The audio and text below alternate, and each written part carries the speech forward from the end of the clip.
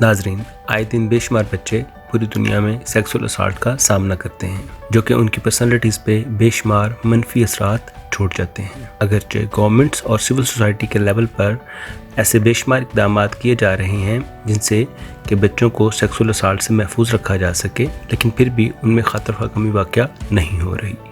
Unfortunately دنیا میں special needs children بھی سیکسول اسالٹ سے محفوظ نہیں، کیونکہ وہ نارمل بچوں سے زیادہ وولنریبل ہوتے ہیں۔ اسپیشل نیڈس چلڈرن کو سیکسول اسالٹ سے محفوظ رکھنے کی مین ذمہ داری والدین پہ عائد کی جاتی ہے۔ ترقی یافتہ ملکوں میں اسٹیٹس بھی اپنا رول پلے کرتی ہیں، لیکن ترقی پذیر ممالک میں یا تو ایسے میکانزم اویلیبل ہی نہیں، اگر ہوں بھی تو ان کی کارکردگی تسلی بخش نہیں ہوتی۔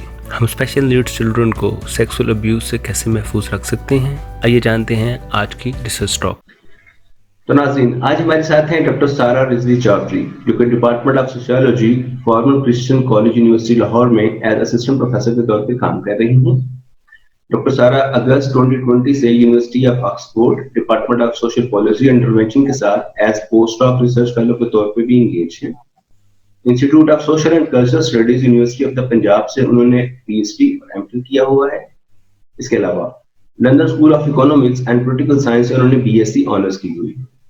ڈاکٹر سارہ 21 ریسرچ پیپرز، 9 بک چیپٹرز اور 2 بکس کی آتھر ہے، اور ڈاکٹر سارہ ڈفرینٹ انٹرنیشنل اور نیشنل کانفرنسز میں اپنی ریسرچ کو پریزنٹ بھی کر چکی ہے۔ آج کی ریسرچ گفتگو میں ان کا ریسرچ پیپر ہم نے جو سلیکٹ کیا ہے اس کا ٹائٹل ہے special needs parents of Pakistan identifying policy to reduce risks of sexual abuse in special need children. Very warm welcome doctor Sara. First of all, thank you for inviting me, and ہم لوگ سب یہاں P U سے we're very proud of you کہ تم جرمنی میں بیٹھ کے research بھی کر رہے ہو اور you are taking this initiative to promote Urdu language and give us all an opportunity to talk about our research in our native language. Doctor صاحب کائنڈلی میں آپ سے پہلا سوال یہ ہے، یہ بتائیے گا کہ کس چیز نے آپ کو موٹیویٹ کیا کہ آپ اس ایریا میں ریسرچ کنڈکٹ کریں؟ Wajid, in fact, I'm missing the person, the person who's working on this project with me. Madam Khatija Burhan and I, hum log, aap jante ho that we're researchers and we're instructors. At FC College, we're teaching about 7 courses in a year minimum.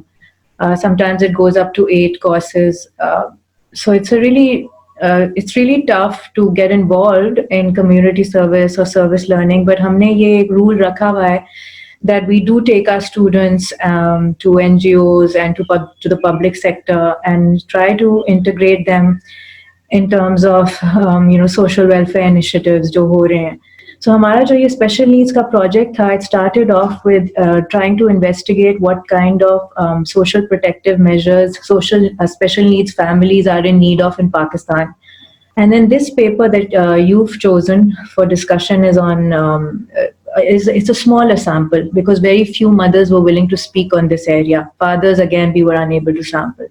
So this study was basically about approaching special needs mothers and asking them to identify risk factors related to sexual abuse and sexual violence. اچھا kindly یہ بتائیے گا کہ دنیا کی آبادی 7 billion ہے اور ان میں سے کتنے لوگ جو ہیں وہ ڈسیبلٹی کا شکار ہیں اور اسپیشل نیڈس جو ہے ان کو ریکوائرڈ ہوتی ہیں، اور ان کا پرپورشن پاکستان میں کیا ہے؟ Wajid, these statistics are very hard to come by. Estimates ہیں. Recent estimates for global prevalence suggest that every third special needs child experiences some form of sexual abuse or violence in their lifetime. And for Pakistan, it's a little bit more complicated to zoom in on a statistic because we don't really have any. But estimates suggest that that special needs people in the Pakistani population are anywhere between 3 to 17%. So anyway, if we stay safe, we could estimate that special needs population in Pakistan is somewhere around 40 million people currently. Doctor صاحب kindly یہ بتائیے گا کہ ہماری society میں کسے sexual assault سمجھا جاتا ہے اور کسے سیکسول اسالٹ نہیں سمجھا جاتا؟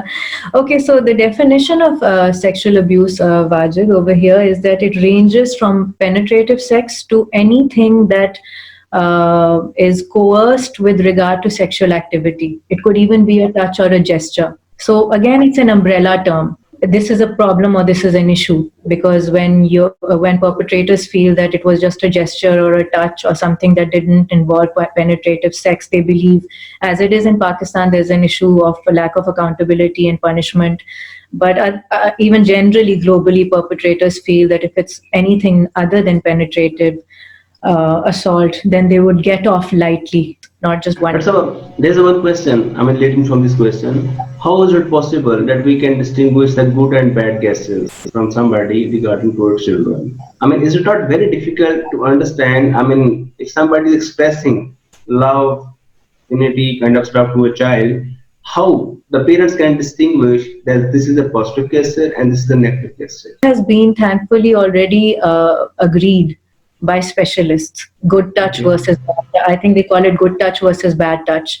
And the training of here, the complexity is that children can be trained to understand. There are two broad. I'll discuss only two things: which physical touches are acceptable and which are not. Yeah. And in fact, some training will tell you that there's a circle around you over here, and children need to be taught that nobody should enter this circle at all. And beyond an age, even your mother should not. You should be bathing alone as well, etc. Now, the complexity for special needs children is that you may not be able to train and make all of those specific kinds of children aware of this. Yeah. Doctor साहब kindly बताइएगा कि जो special need children है, why they are at higher risk in comparison to the normal children for the sexual assault? Number one, there's the development problem. The second is authority problem. The third is special needs children in many cases would not know that something is something that is not supposed to is happening to them. Fourth, they would not be able to give consent. They would not be in the position to maybe understand whether they need to give consent or not. Fifth, they would be less likely to report or share what is happening to them. Sometimes they are unable to, especially if they can't speak. Exactly. मेरा सवाल आपसे ये है कि ये बताइएगा जो perpetrators हैं वो ज़्यादा कौन होते हैं, known या unknown? So I'll return again that with children generally they say perpetration, and Statistics by War Against Rape recently told us that its perpetrators are in the home.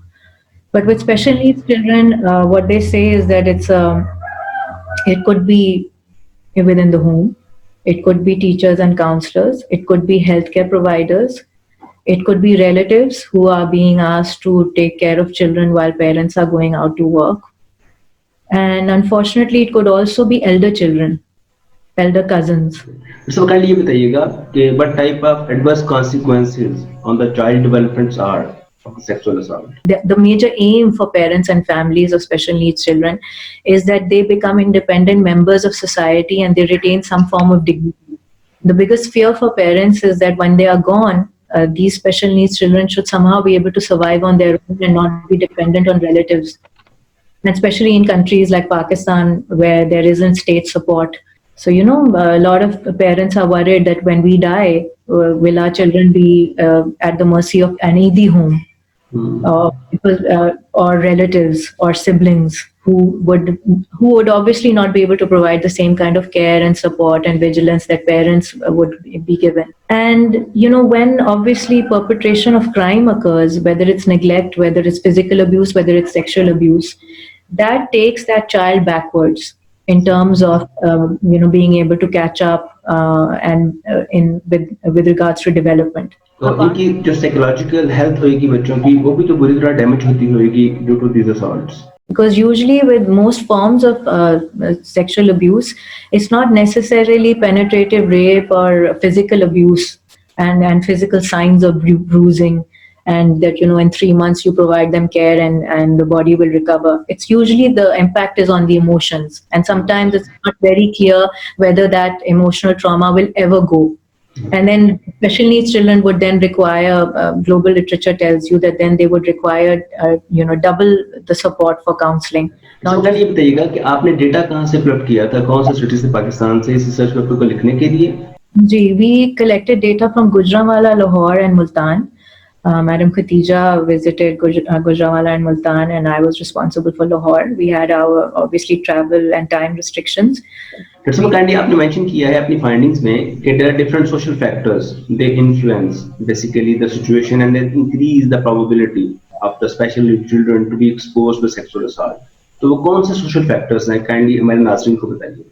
Okay, Wajid, हमारा sample तो we have to declare this that because we interviewed mothers through the public sector special needs institutes, तो हम ये कह सकते हैं कि these are families from the lower middle classes. They are not the poorest of the poor necessarily, because even the poorest of the poor would not even be able to access public sector special needs institutes. And then again, in Pakistan, the trend is that if you're from the middle and upper class, then you opt for private special needs institutes. So automatically, our sample was from the lower middle classes. And again, global literature matches suggest that special needs children are at higher risk when they come from lower income families, when both the parents are working and they are left alone with guardians or are left at centers for special needs support, where perhaps the vigilance is not that great, the accountability, maybe the center is not that well known, it's not well frequented by many people, by many families, it has not been around for many years, but again, the parents don't have a choice, maybe because of finances. So income, the age of the child, the gender of the child, the type of disability, which prevents the child from understanding what sexual abuse is and then reporting and sharing. आपको mother's ने बताया कि क्या अपने बच्चों को बताती हैं जो स्पेशल नीड्स चिल्ड्रन होते हैं कि खुद को कैसे प्रोटेक्ट कर सकते हैं ऐसी असॉल्ट के हवाले से? It was very generous of them to share this with us. Maybe we were women scholars, we were mothers as well. So they shared this information with us, whether they would do it in the future, whether they would do it with others. I'm not so sure about this, but were they ever trained or were they counseled? Was there any session that they had ever attended on how to protect their children? No, not yet. And that's one of our recommendations. Okay, what about our curriculum? Does it include the information and guidance to protect the special needs children from the sexual assaults? Interestingly, Wajid, and this is also very important, currently the special needs institutes where children are enrolled, if they can be enrolled in such an institute, those institutes are still following the general education curriculum of Pakistan. Now, number one, the general education curriculum does not have any, in Pakistan, does not have any inclusion for protection against sexual abuse. What we hear in the last 3-4 years since the Zainab case is that, in one school, once a year, some counselors or teachers have received training and then they've passed it on to the students and other teachers. But it's not integrated into the curriculum. And to answer the question, so far, it's definitely not part of any informal annual awareness sessions or quarterly awareness sessions or training for teachers or special needs children that are enrolled in the special needs institutes. सबका ये बताइएगा कि देखने में आया है कि parents जो हैं वो लेस लाइकली रिपोर्ट करते हैं अगर ऐसी प्रॉब्लम्स उनके बच्चे फेस करते हैं. क्या वजूहात है, आप क्या समझती हैं कि उनका ट्रस्ट नहीं है स्टेट के ऊपर? Wajid, same reason. Number one, who would you report to? आप FIR काटेंगे, आप किसको किसी hotline पे call करेंगे, क्या होगा, उसका response क्या होगा? Do you have any experience hearing from other parents in the last 10-15 years what their experience was in swift accountability?